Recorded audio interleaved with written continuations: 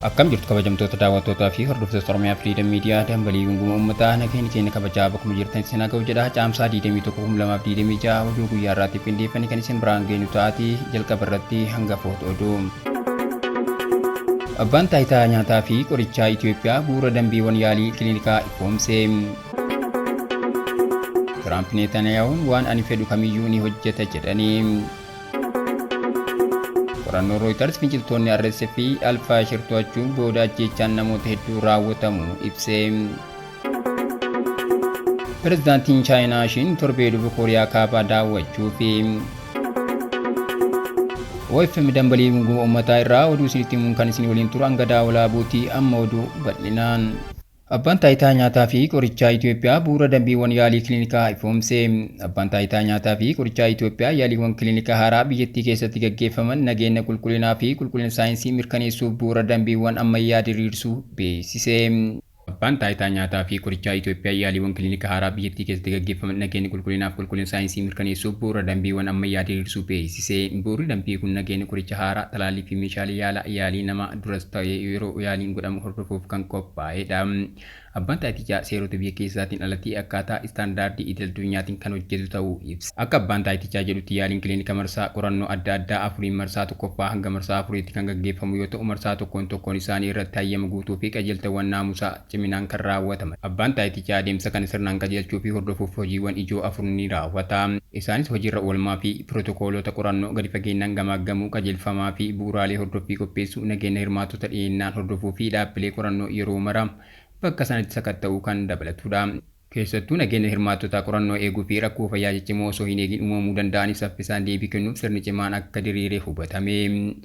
Adeemsa to'annoo qorannoo ammayyaa kana keessatti qooda fudhattoonni hedduun gahee mataa isaanii kan taphatan yoo ta'u, ispoonsaroota qorannicha maallaqaa fi ilaalchaan deeggaran, qorattoota ijoo qorannicha kallattiin hoogganan, koreewwan naamusaa qorannoo fi ministeera fayyaa ni eeramu. Hojiin qaamoleen kunneen waliin hojjetan qulqullina qorannoo mirkaneessuu qofa osoo hin taane fooyya'insa fayyaa hawaasaa keessattis gumaacha olaanaa qaba. Akkasumas yaaliiwwan yaalaa kana irratti hirmaannaan lammiileen filannoowwan yaalaa haaraa dafanii argachuuf, beekumsa yaalaa guddisuuf, fayyaa dhalootaa itti aanuuf gumaachuuf carraa guddaa akka uumu ibsameera. Haa ta'u malee abbaan taayitichaa lammiilee yaalii fayyaa kamiyyuu irratti hirmaachuu barbaadan faayidaa fi balaa dhufuu danda'u garee qorannoo waliin dursanii akka mari'atan dhaama. Hirmaattonni adeemsa qorannoo keessatti yeroo barbaadanitti odeeffannoo argachuu fi gaaffii gaafachuuf mirga kan qaban yoo ta'u, qajeelfama yaala kenname of eeggannoodhaan hordofuun irraa eegama. Gama biraatiin nageenya lammiilee Itoophiyaa biyyoota garaagaraa jiraatanii akka eegamu hojjetamaa jiraachuun hima. Ministeerri dhimma alaa nageenya lammiilee Itoophiyaa biyyoota garaagaraa jiraatanii akka eegamu hojjetamaa jira jedhe. Dubbi himaa ministeera dhimma alaa Ambaasaadder Nabiyaat Geetaachoon hojiilee dippiloomaasii torbee darbe keessa raawwataman ilaalchisee ibsa kennaniiru. Itoophiyaan Ameerikaa waliin waliigaltee waloo gama hedduu xiyyeeffannoo olaanaa qaban akkasuma dhimmoota naannawaa fi idil-addunyaa irratti mari'achuu isaanii ibsanii. Itoophiyaan waggaa 80ffaa mootummoota gamtoomanii sababeeffachuun walitti dhufeenya seena qabeessa mootummoota gamtoomanii waliin qabdu karaa dippiloomaasiitiin caalmaatti kan cimsite ta'uu himanii. Dippiloomaasii lammiilee irratti xiyyeeffatamuun hojjetaman bu'aa qabeessa ta'uu isaa kaasanii nageenya lammiilee Itoophiyaa, Afrikaa Kibbaaf Saawud Arabiyaa jiraatan tiisuuf jilli hundaa'uu dubbataniiru. Nageenya lammiilee Itoophiyaa biyyoota garaagaraa jiraatanii akka eegamu hojjetamaa jiraachuus kaasanii. Biyyoota miseensa BRICS waliin marii bu'aa qabeessi taasifamuu kaasaniiru.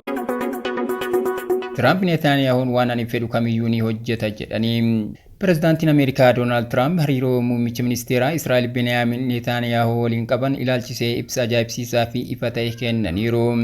Pireezidaantiin Ameerikaa Doonaald Tiraamp hariiroo muummicha ministeeraa Israa'el Beniyaamin Netaniyaahu waliin qaban ilaalchisee ibsa ajaa'ibsiisaa fi ifa ta'e kennaniiru. Tiraamp ministeerri muummee Beniyaamin Netaniyaahu waa'ee Iraan ilaalchisee waan ani barbaadu mara ni hojjeta jechuun hooggantoonni lamaan guutummaatti fuula tokkorra akka jiran mirkaneessanii. Ibsi Tiraamp kun madaallii humna Ameerikaa fi Israa'el jidduu jiru kan ilaallatu yoo ta'u, keessumaa karoora duula waraanaa fi jijjiirama sirna biyyoonni lamaan dhiyeenya kana Iraan irratti jalqaban kan Operation APEC4 jedhamuun moggaafame ilaalchiseeti. Ibsi Tiraamp waan barbaade nan hojjedha jedhu kun White House tarsiimoo waraanaaf dippiloomaasii baha jiddu galeessaa irratti olaantummaaf hooggansa guutuu qabaachuu isaa ifatti kan agarsiisudha. Hooggantoonni lamaan dhiibbaa Iraan irratti jalqaban itti fufuuf dandeettii niwukilaraa isii guutummaatti guddisuuf dhiibbaa naannoo isii haala qindoomina qabuun cabsuuf waliigaltee guutuu irra jiru. Ibsi kun mormitoota idil-addunyaatiin Israa'el raawwachiiftuu White House ta'uu isii mirkaneessiteetti jechuun qeeqamaa kan jiru yoo ta'u, deeggartoonni Tiraamp ibsa kana akka agarsiisa gamtaa Ameerikaa fi Israa'el jidduutti hin raafamneef hooggansa cimaa Tiraamp agarsiisutti fayyadamaa jiru. Karoorri balaa Mohammad Ahmadinejad Iraan keessatti aangoo irra kaa'uuf ture sababa dogongoraa leellaa qilleensaatiin fashalaa'us Ameerikaa fi Israa'el ammallee tarkaanfii ta'an Iraan irratti fudhatanii cimsanii qajeelchaa akka jiran ibsi Tiraamp mirkaneesseera. Qorannoon Reuters finciltoonni RSF Alfaashir to'achuu booda ajjeechaan namoota hedduu raawwatamuu ibse.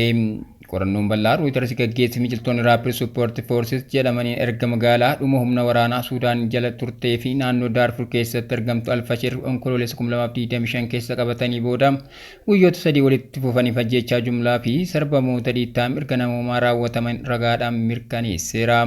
Qorannoon bal'aa Reuters gaggeesse finciltoonni Rapid Support Forces jedhamanii erga magaalaa dhuma humna waraanaa Suudaaniin jala turteef naannoo Daarfur keessatti argamtu Alfaashir onkoloolessa 2025 keessa qabatan booda guyyoota 3 walitti fufaniif ajjeechaa jumlaa fi sarbamoota dhiittaa mirga namoomaa raawwataman ragaadhaan mirkaneesse.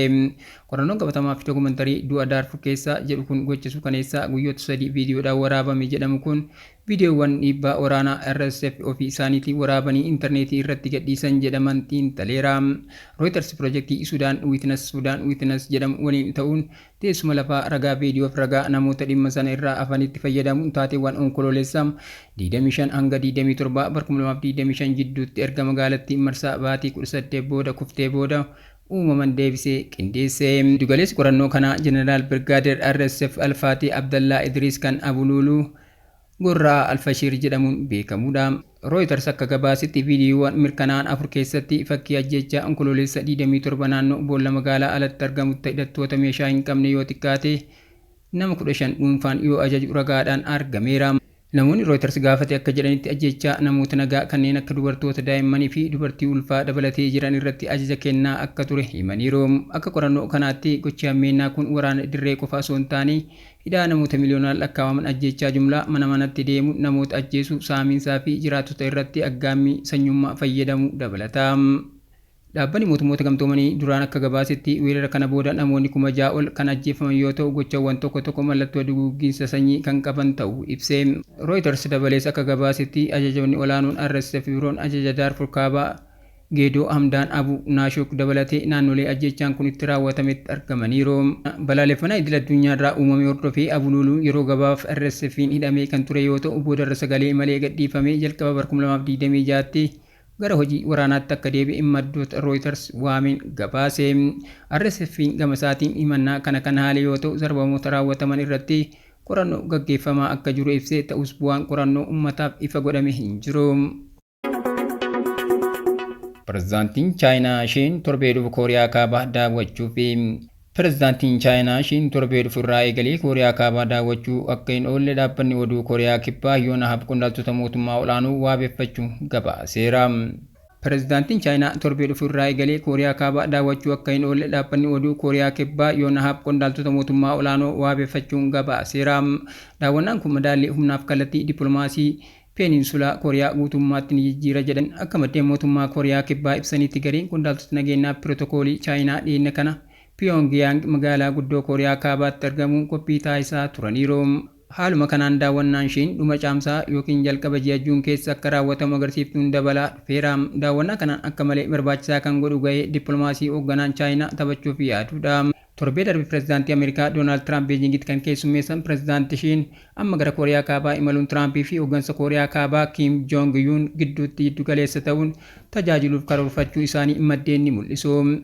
Sagantaan Nikularaa Kooriyaa Kaabaa irratti mari'achuuf yeroo aangoo isaaniitti Kim Jong Un waliin yeroo 3 wal arganii kan turan Tiraamp dhiyeenya kana hoogganaa Kooriyaa Kaabaa waliin hariiroo gaarii akka qabanii fi irra deebi'anii wal arguuf fedhii akka qaban dubbataniiru. Jidduu seenuun Chaayinaan marii kana deebi'ee jalqabuuf akka kaka'umsa ta'utti ilaalama. Ministeerri dhimma alaa Kooriyaa Kibbaa daawwannaa X irratti kallattii yaadaa kennuu kan dide yoo ta'u hariiroon Kooriyaa Kaabaa fi Chaayinaa jidduu jiru garuu nagaaf tasgabbii Peninsula Kooriyaa keessatti akka uumamu gumaacha akka ta'u abdii qaba jedheera.